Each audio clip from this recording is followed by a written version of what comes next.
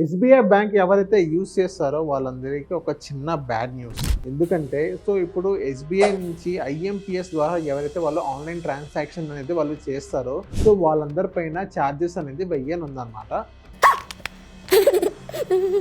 ఇప్పుడు నార్మల్గా మనం ట్రాన్సాక్షన్స్ అనేది మనం చేస్తూ ఉంటాం నార్మల్గా యూనో యాప్ నుంచి కానీ ఆన్లైన్ బ్యాంకింగ్ గురించి కానీ. ఇలా మన ఆన్లైన్ ట్రాన్సాక్షన్ అనేది మనం ఇలా చేస్తూ ఉంటాం. ఇప్పుడు ఆన్లైన్ ట్రాన్సాక్షన్ చేసేటప్పుడు 25,000 ఎవరైతే వాళ్ళు ట్రాన్సాక్షన్ చేస్తారో వాళ్ళందరికీ ఫ్రీ అనమాట, ఎటువంటి ఛార్జెస్ అయితే ఉండవు. 25,000 నుంచి 1 lakh వరకు ఎవరైతే వాళ్ళు ట్రాన్సాక్షన్ అనేది వాళ్ళు చేస్తారో వాళ్ళందరికీ ₹2 ప్లస్ జిఎస్టీ అనేది వాళ్ళకి ఛార్జెస్ అనేది ఉంటుంది అనమాట. And next above 1 lakh to 2 lakhs కనుక మనం చూసుకున్నట్లయితే 6 lakhs ప్లస్ జిఎస్టీ అనేది వాళ్ళకి ఛార్జెస్ అంటూ ఉంటుంది. And 2 lakhs plus 5 lakhs in between 2 lakhs plus 5 lakhs మనం చూసుకున్నట్లయితే ₹10 ప్లస్ జిఎస్టీ అనేది వాళ్ళకి ఛార్జెస్ అంటూ వేయడం అనేది.